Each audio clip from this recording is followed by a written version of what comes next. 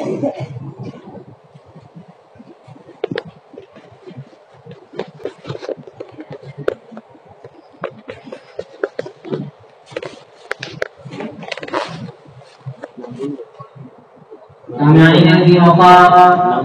وہ گھڑی آ گئی جس کا ہم سب کو شدت سے انتظار تھا۔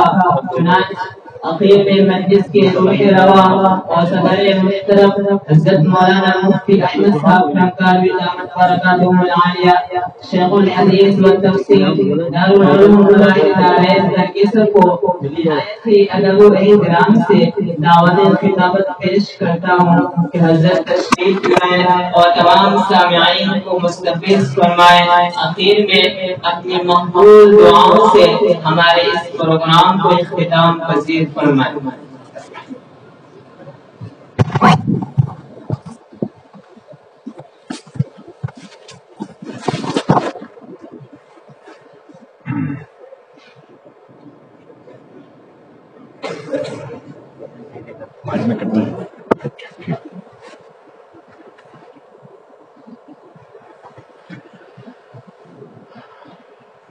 بسم اللہ الرحمن الرحیم، الحمد للہ رب العالمین، والصلاة والسلام على اشرف الانبیاء والمرسلین وعلى آلہ واصحابہ اجمعین، اما بعد۔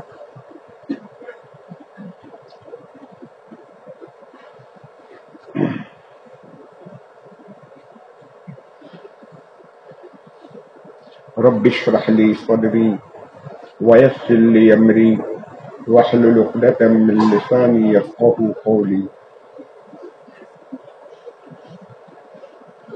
قابل احترام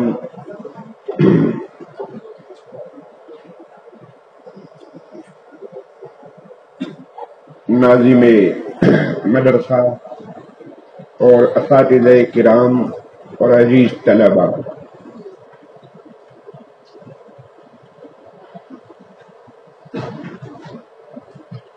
اللہ کی حمد و ثنا کے بعد میں انتظامیہ اور اساتذہ کا شکر گزار ہوں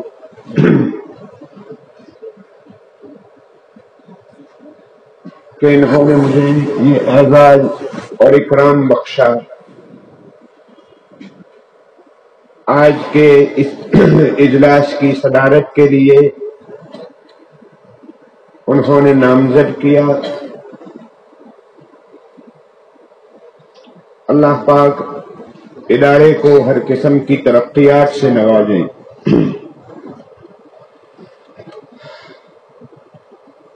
پروگرام میں شرکت کر کے میں خوشی محسوس کر رہا ہوں۔ روحانی اور نورانی ماحول ہے۔ اساتذہ کی تعلیم و تربیت کا اثر پروگرام سے مترشح ہو رہا ہے۔ پروگرام میں شرکت کرنے والے جمیع طلباء کو بھی میں مبارکباد پیش کرتا ہوں۔ ہر نوع کا پروگرام تھا، اردو کے ساتھ انگلش تقریر بھی تھی، اور پھر جو آخری کڑی تھی اس میں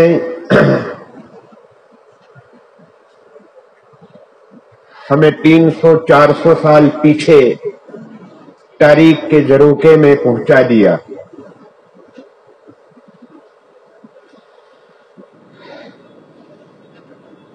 آج ہمارے ملک عزیز پیارے وطن کی 75ویں آزادی کی سالگرہ ہے۔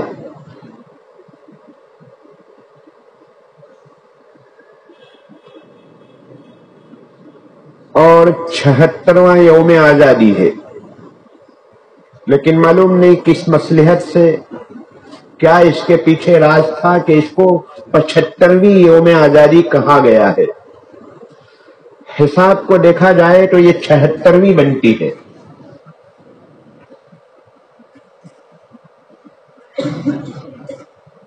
الحمدللہ اس وقت پورے ملک میں، مدارس میں، مکاتب میں यूनिवर्सिटियों में, कॉलेज में, स्कूलों में, नर्सरियों में, सरकारी दफातर और ऑफिस में यौम आजादी मनाया जा रहा है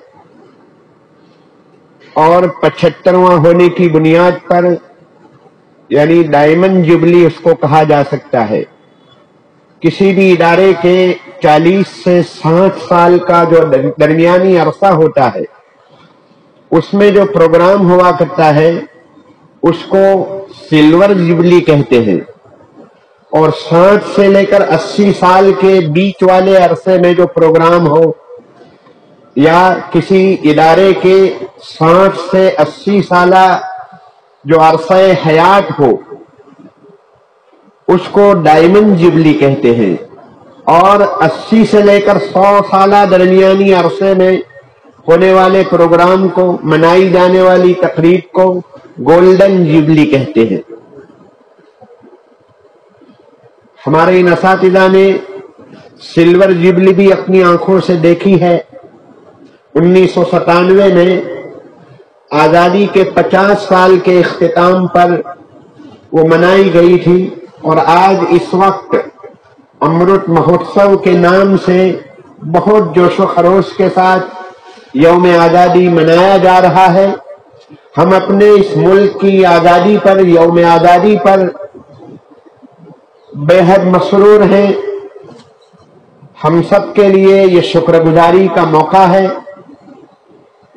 15वीं अगस्त हमारे इस मुल्क में 2 तारीख बहुत ज्यादा अहमियत की हामिल है, 15वीं अगस्त और 26 जनवरी।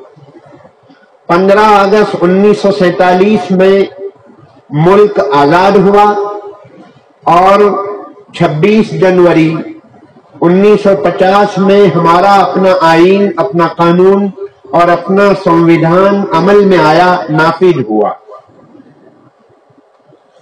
ये दोनों ही तकरीबात हमारे लिए बहुत अहमियत रखती है।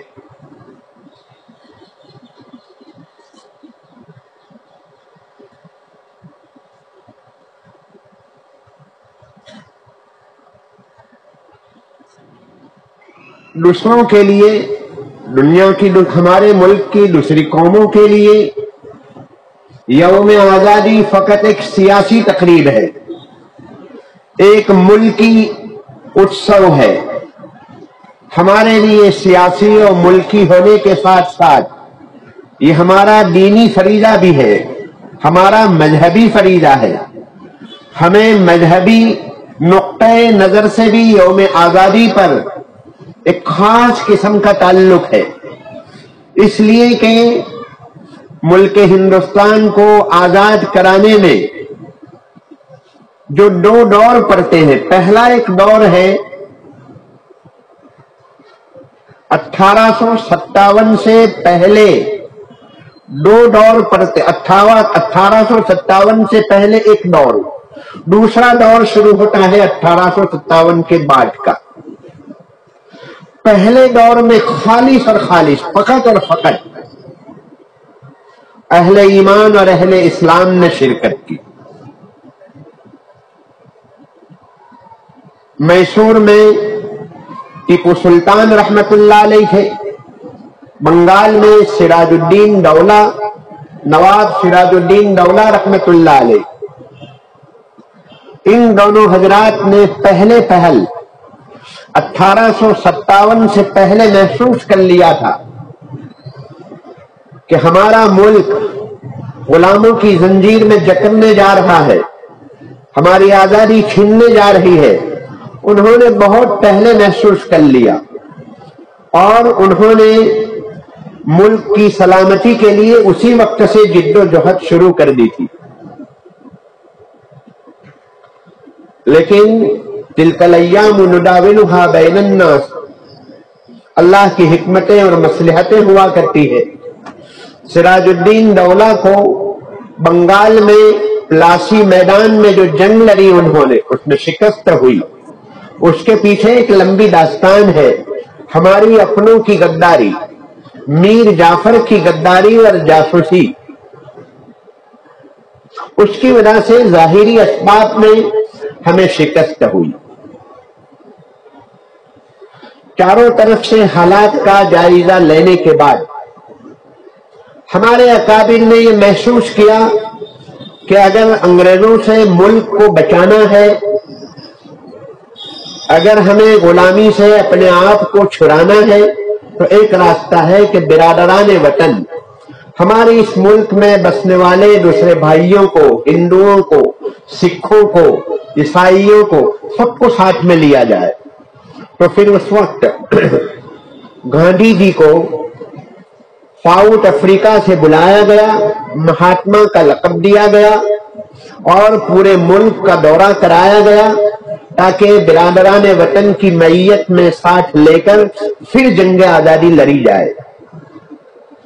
پہلی جنگ آزادی میں یہ دو حضرات تھے، اسی کے ساتھ ساتھ شاہ ولی اللہ محدث دہلوی رحمت اللہ علیہ، شاہ عبدالعزیز محدث دہلوی رحمت اللہ علیہ، شاہ محمد اسحاق دہلوی رحمت اللہ علیہ، سید احمد شہید رحمت اللہ علیہ، اسماعیل شہید رحمت اللہ علیہ، اور اس طرح کے بے شمار ہمارے اکابر اور مشائخ سینہ سپر ہو گئے اور میدان میں یہ لوگ آ گئے۔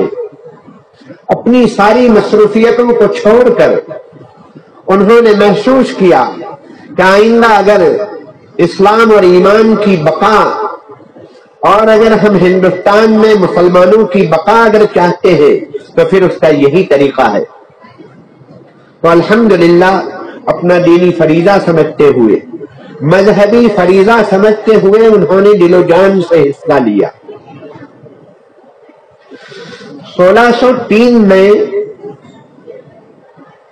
یہاں ایسٹ انڈیا کمپنی کی بنیاد ڈالی گئی۔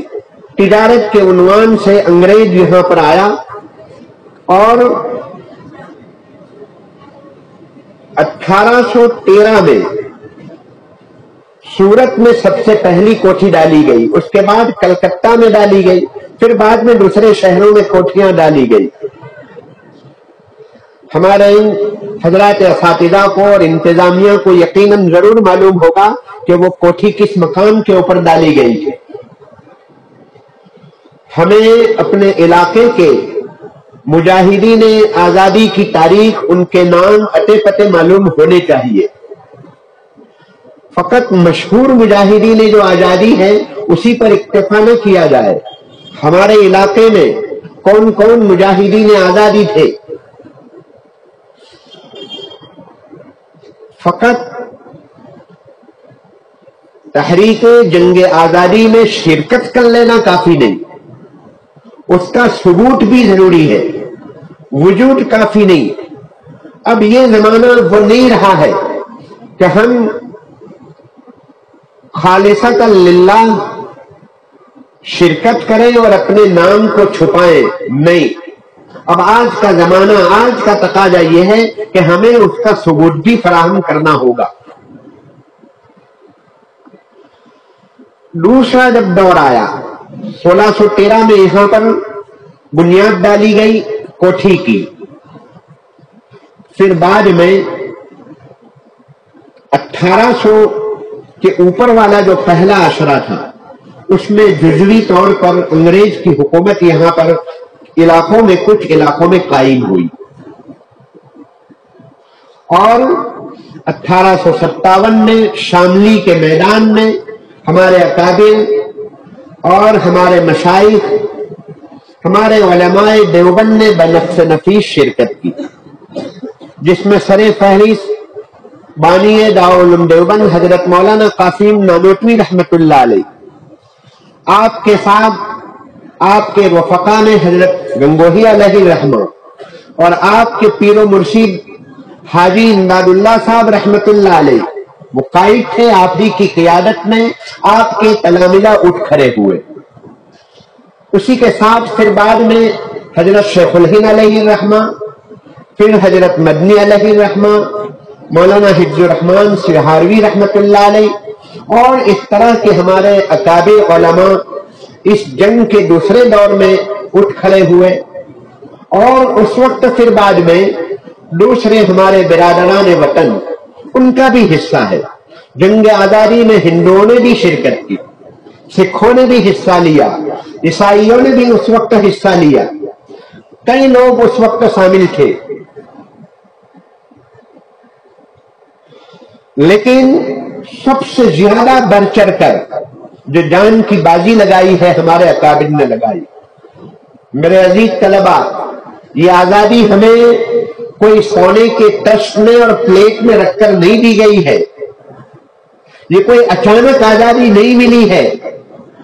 آج کی رات میں 12 بجے یعنی 1947 میں رات کو 12 بجے کے بعد ہمیں آزادی کا یہ جو پارسل ملا ہے، اس کے پیچھے جان مال کی قربانی، آبرو عزت کی قربانی، گھر بار کی قربانی، اور فقط ایک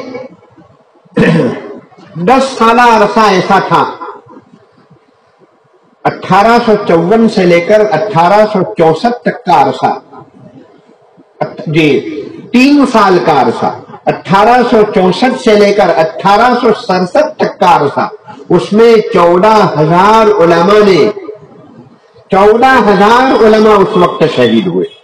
مجموعی تعداد جنگ آزادی میں شہید ہونے والوں کی 2 لاکھ مسلمان شہید ہوئے، 51,000 علماء اور علماء نما شہید ہوئے.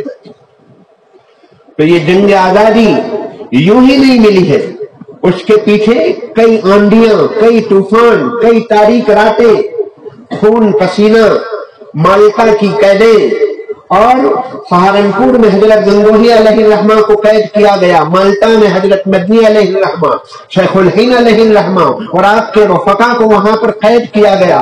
حضرت مولانا قاسم نانوتوی رحمت اللہ علیہ کے نام کا وارنٹ نکلا، لیکن آپ روپوش رہے، گرفتار نہیں ہوئے. لیکن ہمارے کئی علماء انہوں نے سلاخوں کے پیچھے اپنی زندگیاں گزاری. مولانا عنایت احمد کاکوری رحمت اللہ علیہ، جن کی ہم علم الصیغہ پڑھتے ہیں، یہ مالٹا کی قید میں وہاں پر آپ نے کتاب تالیف فرمائی. میرے بھائیوں، میرے عزیزوں، یہ جو گفتگو اور یہ جو داستان آزادی سنائی جا رہی ہے، یہ پیررم سلطان بود والا معاملہ نہیں ہے کہ ہمارے باپ ایسے تھے، دادا ایسے تھے، اسلاف ایسے تھے. یہ وہ معاملہ نہیں ہے. اصل میں 15 اگست پر ہمارا فریضہ بنتا ہے کہ ہم ہمارے ان اکابر کو یاد کریں، مجاہدین آزادی کو یاد کریں، ان کی قربانیوں کو یاد کریں، ان کے ناموں کو یاد کریں، ان کی شخصیتوں کو اور ان کی قربانیوں کو یاد کرنا چاہیے. ہم شکوہ شکایت کرتے ہیں کہ جنگ آزادی کے مجاہدین سے فہرست سے ہمارے ناموں کو مٹا دیا. ان کا وہی فریضہ تھا، لیکن سب سے بڑی غلطی ہماری ہوئی ہے، ہم نے بھی بھلا دیا. غیروں نے اپنے مجاہدین آزادی کے نام سے اپنی اسکولیں، اپنے ادارے، اپنی سنستھائیں قائم کی، وہ ناموں کو زندہ کرنے میں لگے ہوئے ہیں.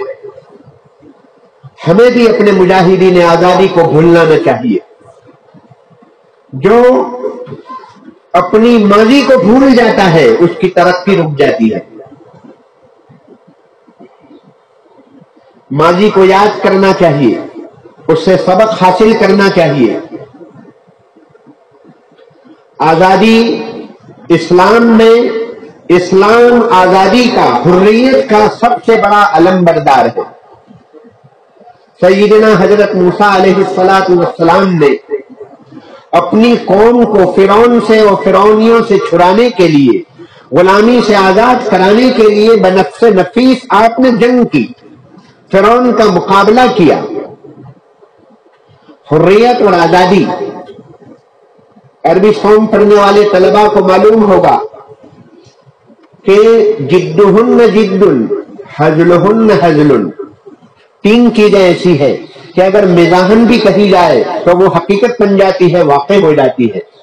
اس میں ایک غلام کو آزاد کرنا، اعتاق حر، ایتا کے عبد، غلام کو آزاد کرنا، اگر کسی نے مزاحن کہا کہ میں نے غلام کو آزاد کر دیا تو آزاد ہو جائے گا، نکاح، طلاق اور عتق و اعتاق، یہ تین چیزیں ایسی ہے کہ وہ مزاحن بھی واقع ہو جاتی ہے۔ اسلام میں حریت کا کیا مقام ہے، اس کی کتنی قدر و قیمت ہے۔ اسلام یہ چاہتا ہے کہ غلامی کو خاتمہ کیا جائے، چھوٹے چھوٹے بہانے پر کفارات واجب کیے، کفارہ ظہار، کفارہ قتل، کفارہ صیام، اس طرح کے کفارے واجب کر کے اس میں غلاموں کو آزاد کرنے کی ترغیب دلائی ہے۔ تو اسلام آزادی کا علمبردار ہے۔ پہلے دن سے ہم جو پیدا ہوئے ہیں آزاد پیدا ہوئے ہیں۔ اسلام یہی چاہتا ہے کہ آزادی یہ انسان کا بنیادی حق ہے۔ پھر خاص طور پر ہمارے ہندوستان کی ایک عظمت ہے، ایک مقام ہے۔ ہندوستان کی عظمت اور اہمیت کے لیے ایک چیز کافی ہے کہ ہماری اس سرزمین کے اوپر غیر منقسم ہندوستان، جس میں سری لنکا پہلے شامل تھا، سری لنکا اسی کا حصہ تھا، جس کو پہلے سیلون کہتے تھے، اب نئے ناموں میں اس کو سری لنکا کہتے ہیں، جس کو پرانی کتابوں میں سرندیپ کے نام سے اس کا تذکرہ ملتا ہے۔ وہاں حضرت آدم علیہ السلام جنت سے اتارے گئے۔ روایات میں ضعف ہے، لیکن پھر بھی یہ چیز معروف اور مشہور ہے علماء کے وہاں۔ علماء کی تقریروں میں یہ چیزیں بار بار ملتی ہے۔ حضرت حوا کا نزول جدہ میں ہوا اور سیدنا حضرت آدم علیہ السلام کا نزول سری لنکا میں ہوا۔ تو گویا ہندوستان سب سے پہلا دار النبوہ ہے، سب سے پہلا دار الوحی ہے، سب سے پہلا دار البشارت ہے، سب سے پہلا دار الخلافہ۔ انی جاعل فی الارض خلیفہ، حضرت آدم علیہ السلام کو اللہ پاک نے اپنا خلیفہ بنا کر بھیجا، تو سب سے پہلا دار الخلافہ ہندوستان ہے۔ یہ کہیے کہ سب سے پہلا انسان ہندوستان میں پیدا ہوا، سب سے پہلا حاجی ہندوستان سے حج کرنے کے لیے گیا۔ حضرت آدم علیہ السلام سب سے پہلے حج کرنے کے لیے گئے، سب سے پہلے نبی ہندوستان میں پیدا ہوئے۔ انہی حقائق کے پیش نظر علامہ اقبال نے سارے جہاں سے اچھا ہندوستان ہمارا، یہ جو اشعار ابھی پڑھے گئے یہ انہی حالات کے پیش نظر پڑھے گئے۔ بعد میں علامہ اقبال کا ایک دوسرا ترانہ بھی آیا ہے جو اس کے برعکس ہے، جس میں سارا جہاں ہمارا، وہ جو اشعار ہیں، وہ کلمات ہیں، اس کو بھی پڑھانا چاہیے، دونوں کو جمع کر لینا چاہیے۔ علامہ اقبال نے بعد میں رجوع کر کے ایک دوسرا کلام منظوم کیا تھا۔ تو حریت اور آزادی اسلام میں اس کا کیا مقام ہے، کیا حیثیت ہے۔ نمبر 2 پر ہمارے اکابر نے جنگ آزادی میں کیا شرکت فرمائی، اس کی کیا تاریخ ہے۔ آج کی اس مجلس کا پیغام ہمارے نزدیک طلباء کے لیے یہ ہے کہ ہم اپنی تاریخ کو پڑھیں۔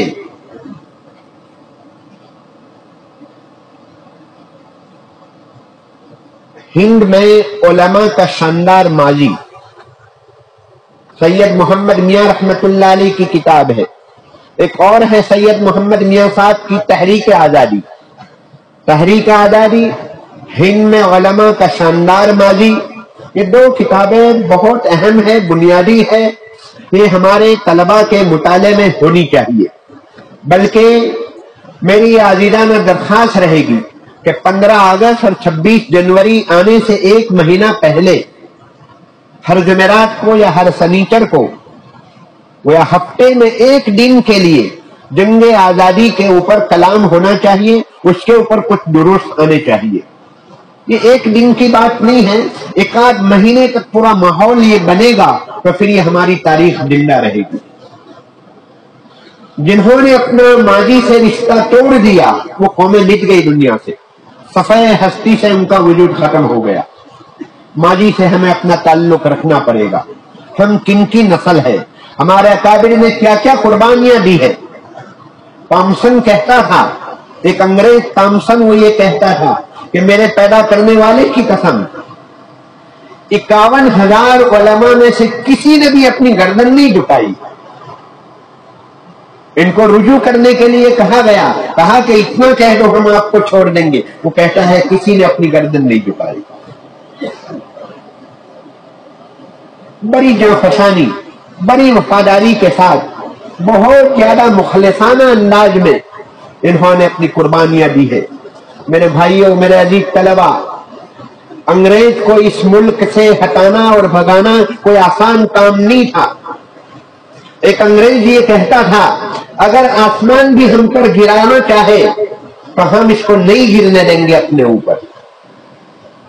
لیکن اس قوم کو جو تن کے اجلے تھے، سفید تھے، من کے کالے تھے، ایسی قوم جن کا سورج غروب نہیں ہوتا تھا، جہاں جاتے ہیں آپ ملکوں میں آگے بڑھتے چلے جائیے، ادھر سے آپ مشرق سے آئیے، آسٹریلیا سے اپنا سفر شروع کیجئے، پھر ایشیا، پھر بعد میں افریقہ، اور پھر بعد میں یوروپ، بعد میں امریکہ تو بعد میں وجود آیا۔ ان ملکوں کے اندر ان کی کالونیاں بنی ہوئی تھی، ان کی حکومتیں تھی، جگہ جگہ انہوں نے اپنی حکومتیں قائم کی تھی۔ ان کا سورج غروب نہیں ہوتا تھا، ایک ملک میں سورج غروب ہوا اور سورج دوسرے ملک میں آگے جا کر بڑھا، وہاں بھی ان کی حکومت، وہاں غروب ہوا، سورج آگے بڑھا، وہاں بھی ان کی حکومت ہوتی تھی۔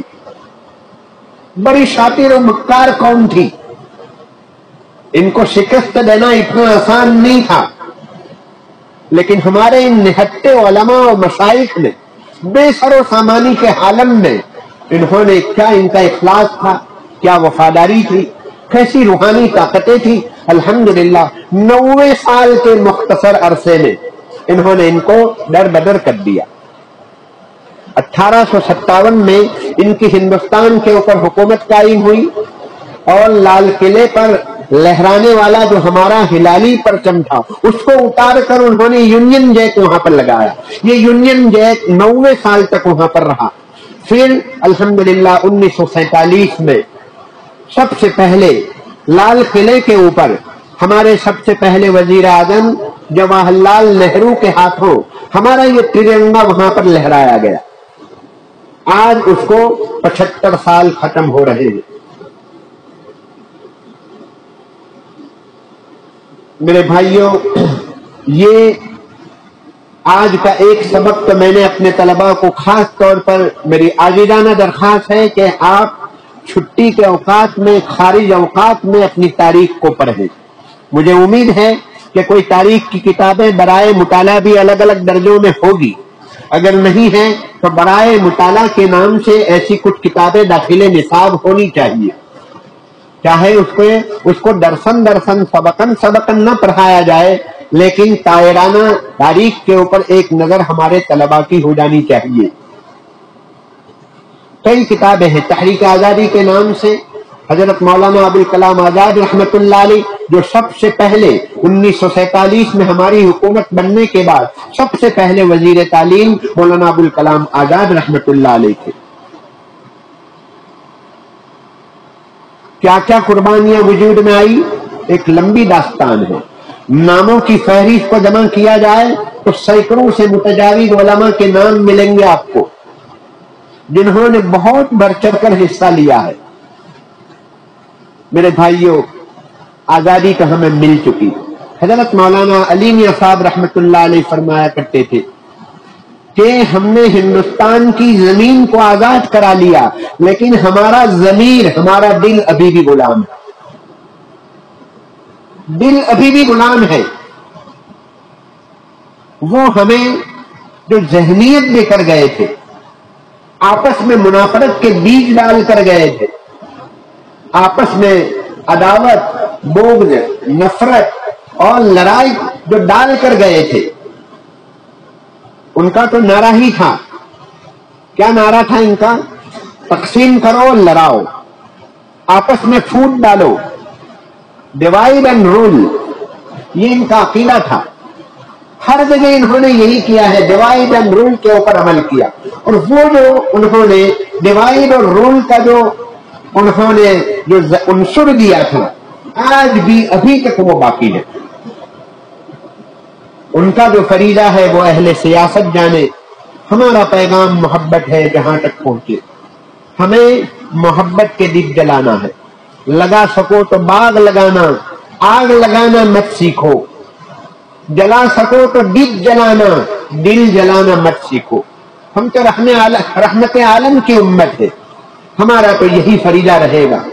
कोई कुछ भी करे लेकिन हमारा ये फरीदा होगा, इसलिए कि जिस बर्तन में जो चीज होती है वो टपकती है, बाहर आती है। हमारे बर्तनों के अंदर, दिलो दिमाग के अंदर जनाब नबी पाक अलैहिस्सलाम ने हमें मोहब्बत सिखाई है, वतन की मोहब्बत। ये भी एक बहुत अहम चीज है।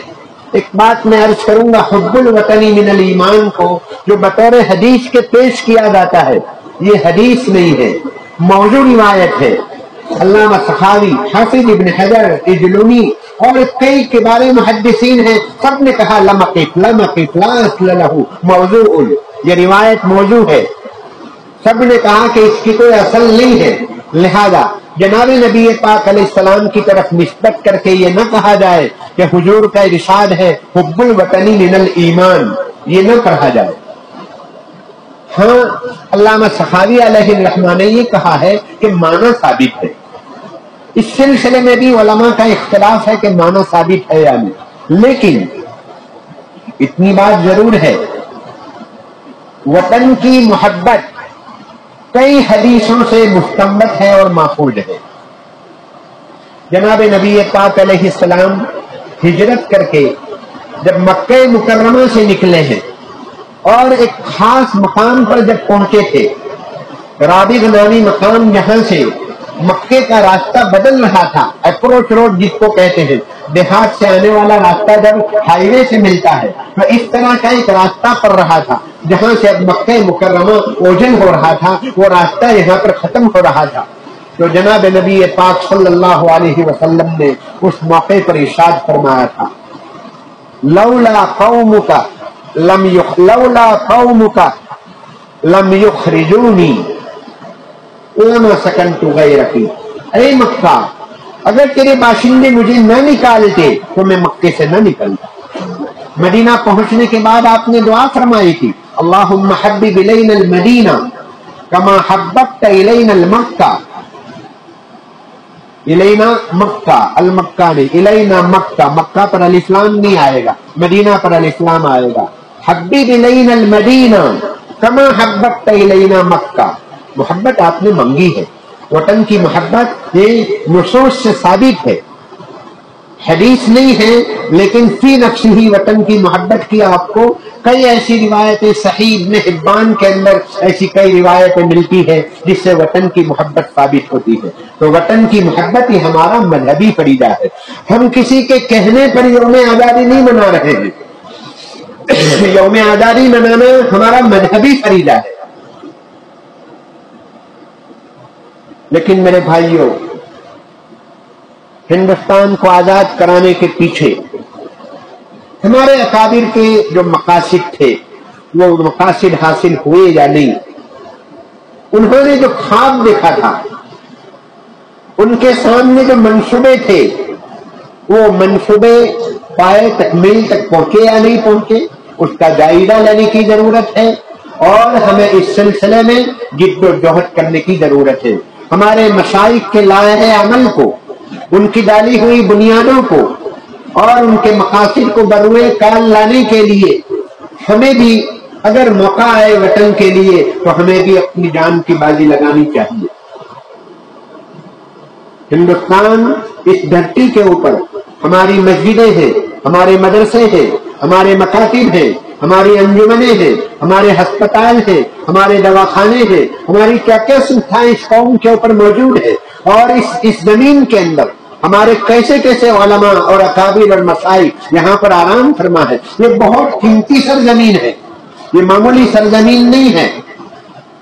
लिहाजा हमें अपने अकाबिर की धरती से मोहब्बत होना चाहिए। हमारी कुर्बानियों को पूरी दुनिया जानती है, लेकिन फरामोश किया जा रहा है। पत्ता पुत्ता, पत्ता पत्ता, बूटा बूटा, हाल हमारा जाने है, जाने न जाने गुल ही न जाने, बाग तो सारा जाने है। हम गुल हैं इस हिंदुस्तान के, इस बागीचे के, लेकिन हमें पता नहीं है। लेकिन सबको मालूम है यहाँ की एक तारीख है। लेकिन मेरे भाइयों, आज उस तारीख को भी मिटाया जा रहा है, नामों को मिटाने की कोशिश की जा रही है। لیکن ہمارا فریضہ ہوگا کہ ان ناموں کو زندہ کریں. ہم اپنے اکابر کی ہستیوں کو، ان کی تاریخ کو پڑھیں، اس کو زندہ کریں، زندہ رکھیں، ان کے ناموں کو عام کریں. یہ ہمارا فریضہ بنتا ہے. میں اپنے عزیز طلبہ سے 2 پیغام، ایک تو خاص طور پر پہلا پیغام تاریخ کا مطالعہ کرنا، نمبر 2 کے اوپر اس ہندوستان میں اپنے اخلاق کا مظاہرہ کرنا، محبتوں کو عام کرنا، نفرتوں کو مٹانا، عداوتوں کو مٹانا، عصبیت کو مٹانا. ہم جہاں تک جتنا بھی کر سکیں ہمیں محبت کو عام کرنا ہے. انشاءاللہ نا امیدی کی ضرورت نہیں ہے. یہ اس وقت جو حالات ہیں، حالات اللہ کی حکمت ہوتی ہے. شکست، کبھی کبھی ہار ہوئی، یہ اللہ کی حکمتیں ہوا کرتی ہے، لیکن مایوس ہونے کی ضرورت نہیں. حالات آتے ہیں، ہمیں بہت کچھ سکھانے کے لیے آتے ہیں، بہت کچھ اللہ کی حکمتیں ہوا کرتی ہے. آسان تکرہوا شیئا وہو خیر لکم. کبھی کبھی ظاہری حالات برے ہوتے ہیں، لیکن بباطن اندرونی طور پر اس میں بڑی خیر ہوا کرتی ہے. بہت سے ایسے مواقع آئے جس میں ظاہر میں شر نظر آتا تھا، لیکن پھر بعد میں خیر وجود میں آیا. یہ اللہ پاک کی حکمتیں ہوا کرتی ہے، لہذا مایوس ہونے کی ضرورت نہیں. انشاءاللہ بہت جلدی ہمارے اس ملک کے اندر بھی اسلام کا کلمہ بلند ہوگا. اکابر کا خون انشاءاللہ رائے گا، نہیں جائے گا. وہ قربانیاں انشاءاللہ رنگ لائے گی. اللہ کی ذات سے ہمیں پوری امید ہے، لہذا مایوس ہونے کی ضرورت نہیں ہے. بس یہی بات ہے، اللہ سے ہمیں دعائیں کرنی ہیں، اکابر کے ناموں کو، ان کی تاریخ کو پڑھنا ہے، زندہ کرنا ہے، اور ہمیں اپنے اخلاق کو عام کرنا ہے. اخلاق یہی اس وقت چیز ہے، اخلاق کے ذریعے جیتا کرتے ہیں. علامہ اقبال نے اخلاق کو فاتح عالم قرار دیا ہے. دنیا کو فتح کرنے کے لیے اگر کوئی ہتھیار ہے تو محبت ہے. میٹھے بول میں جادو ہے. میٹھے بول سیکھو، زبان کے بول کو میٹھا بناؤ. کوئی بسوں میں، ٹرینوں میں ادھر ادھر کہیں سفر کرتے ہوئے کوئی مل جائے، کوئی مسئلہ پیش آئے تو وہاں پر بہت ہی محبت کے ساتھ انشاءاللہ تھوڑی دیر میں وہ گرویدہ ہو جائے گا. کئی واقعات ہیں آج بھی الحمدللہ ہمارے اس ملک کی اکثریت، ان کے دلوں میں انسانیت ہے. ایسا نہیں ہے، انسانیت ہے، ابھی بھی ہے الحمدللہ. چند فیصد تو ہر جگہ پر چیزیں ہوا کرتی ہے. ہمیں ان چیزوں کو، اکثریت کو سامنے رکھنا ہے. مایوس ہونے کی ضرورت نہیں ہے. اخلاق کو ہمیں عام کرنا ہے. اخلاق سے جیتا کرتے ہیں، اخلاق سے مارا کرتے ہیں. ایک انگریزی میں ایک 2-4 جملے ہیں اسی نوعیت کے، جس میں کہا گیا ہے کہ wealth is loss, nothing is lost. اگر تمہارا مال دولت، اگر تمہاری پونجی اور سرمایہ اگر لٹ گیا ہے تو کچھ نہیں ہوا، کچھ نہیں گیا ہے، فکر کرنے کی ضرورت نہیں ہے. اور health is loss, some thing is lost. اگر تمہاری صحت گئی ہے، تم بیمار ہو تو تھوڑا نقصان ہوا ہے. اور character is lost, everything is lost. اگر تمہارے اخلاق، تمہارے کیریکٹر، تمہاری تہذیب اگر یہ چلی گئی ہے تو سمجھو کہ تم برباد ہو گئے. ایک بس کے پیچھے لکھا تھا دل برائے فروخت. دل بنا تھا، یہ وہاں پر تصویر بنی تھی اور نیچے لکھا تھا دل برائے فروخت. اور پھر سامنے لکھا تھا قیمت ایک میٹھا بول. دل برائے فروخت، قیمت ایک میٹھا بول. میٹھے بول کے ذریعے کوئی آپ کو ترچھی نگاہوں سے دیکھے گا. آپ ریلوے کے اوپر ہیں، کوئی آپ کو ترچھی نگاہوں سے دیکھ رہا ہے، حقیر نظروں سے آپ کو دیکھ رہا ہے، لیکن آپ نے دیکھا کہ ٹرین کے اوپر، ریلوے کے اوپر، پلیٹ فارم کے اوپر ایک نل کھلا ہے، پانی ویسٹیج جا رہا ہے، ضائع ہو رہا ہے. کوئی گزرنے والا گزر جائے، لیکن اہل ایمان کو وہاں سے گزرنا نہیں چاہیے. پہلے اس نل کو ہم بند کریں گے. یہ نل کو بند کرنا، پانی کو ضائع ہونے سے بچانا ہمارا اخلاقی فریضہ بھی ہے، ہمارا ملکی فریضہ بھی ہے. یہ ملک کا نقصان ہے، ہم ملک کے نقصان کو برداشت نہیں کریں گے. اور ہمارا مذہبی فریضہ بھی ہے. اللہ کی نعمت ہے پانی. اگر یہ چیزیں وجود میں آئے گی تو انشاءاللہ یہ قومیں مجبور ہو جائے گی. اخلاق کو دیکھ کر، آپ کے اندرونی اقدار کو دیکھ کر انشاءاللہ یہ قومیں مجبور ہو جائے گی. مایوسی کی ضرورت نہیں ہے. حالات کیسے ہی کیوں نہ ہو، سخت اندھیری ہو تو انشاءاللہ صبح ہونے والی ہے. گلاس میں پانی آدھا بھرا ہوا ہے، بعض لوگ یہ دیکھتے ہیں کہ آدھا گلاس خالی ہے. آپ یہ دیکھو کہ آدھا گلاس بھرا ہوا ہے، خالی ہے اس کو مت دیکھو، آدھا گلاس بھرا ہوا ہے. ابھی بھی الحمدللہ कई ऐसे तजुर्बात हुए, थोड़ी सी बात की गई, थोड़ा अल्लाह का नाम पैगाम पहुंचाया। मैं यहाँ पर एक मरतबा मेरा हाथ टूटा हुआ था, राजीव राव चौधरी के वहां पर मेरा इलाज चल रहा था। आखिरी मुलाकात पर मैंने डॉक्टर साहब से कहा कि डॉक्टर साहब मुझे कोई हिदायत, कोई ऐसी चीज सूचनाएं कि मुझे अपने हाथ की हिफाजत के लिए क्या करना चाहिए। उन्होंने कहा कि कुछ नहीं है, आपका हाथ बराबर हो चुका है, अब आप जा सकते हैं। मैंने कहा डॉक्टर साहब मैं आपकी जगह पर होता तो मैं अपने पेशेंट से यूं कहता कि ये हाथ से किसी को तकलीफ न पहुंचाना। कहा कि बिल्कुल बराबर। मैंने कहा डॉक्टर साहब मैं आपकी जगह पर होता तो उनसे ये कहता कि इस हाथ के जरिए माँ बाप को पानी पिलाना। इस तरह मैं बातें करता चला गया। वो डॉक्टर अपनी कुर्सी को छोड़कर नीचे बैठ गया, बिल्कुल नीचे कदमों में आकर बैठ गया और बिल्कुल आप दीदा आंखों के अंदर आंसू में देख रहा था। आपके पास जो तालीमात है, जो कुरान और हदीस है, जो दौलत आपके पास है, दुनिया में किसी के पास नहीं है। आप कहीं भी चले जाओ, अल्लाह रसूल का नाम पहुंचाएंगे, इंशाअल्लाह वो आप दीदा हो जाएगा। ये कौमें बेचारी खाली है, महरूम है, यतीम है, इन पर रहम खाने की जरूरत है। अल्लाह ने हमें सिपाही बनाकर भेजा है, अल्लाह ने हमें हकीम बनाकर भेजा है, तबीब बनाकर भेजा है। मरीजों का तो हाल ऐसा ही होता है, मरीज तो कभी गाली भी बकता है, किसी को तमाचा भी लगा देता है, लेकिन हकीम और डॉक्टर को तो अपने अखलाक के साथ रहना होगा। तो अल्लाह ने हमें इस मुल्क के अंदर बड़ी जिम्मेदारी दी है। हम यहाँ पर फकत एक शख्स नहीं है बल्कि दाई की हैसियत से है। हमारा वजूद इस मुल्क के अंदर दाइयाना है, दाई की हैसियत से है। अल्लाह पाक ने हमें जो दौलत दी है, ये दौलत को तकसीम करने की जरूरत है, ये खुशबुओं को महकाने की जरूरत है। इंशाअल्लाह ये मोहम्मदी खुशबुएं फैलेगी तो दुनिया पूछने पर मजबूर हो जाएगी कि ये खुशबू कहाँ से लाया। तो फिर आप कहेंगे कि मैं रामपुरा मदरसे में पढ़ रहा हूँ, वहां से लाया हूँ, मेरे असातिज़ा ने ये तालीम दी है, मेरे माँ बाप ने ये तालीम दी है, हमारे जिम्मेदारों ने ये तालीम दी है। अल्लाह तबारक ताला हमारी इस मजलिस को बेहद कबूल फरमाए। मैं मुकर्रर शुक्रिया अदा करता हूँ इंतजामिया का, इतनी अच्छी मजलिस में मुझे यहाँ पर हाजिरी के लिए उन्होंने मौका दिया और अपना नाम, अल्लाह का नाम और पैगाम पहुँचाने की तौफीक दी। मैं तलबा के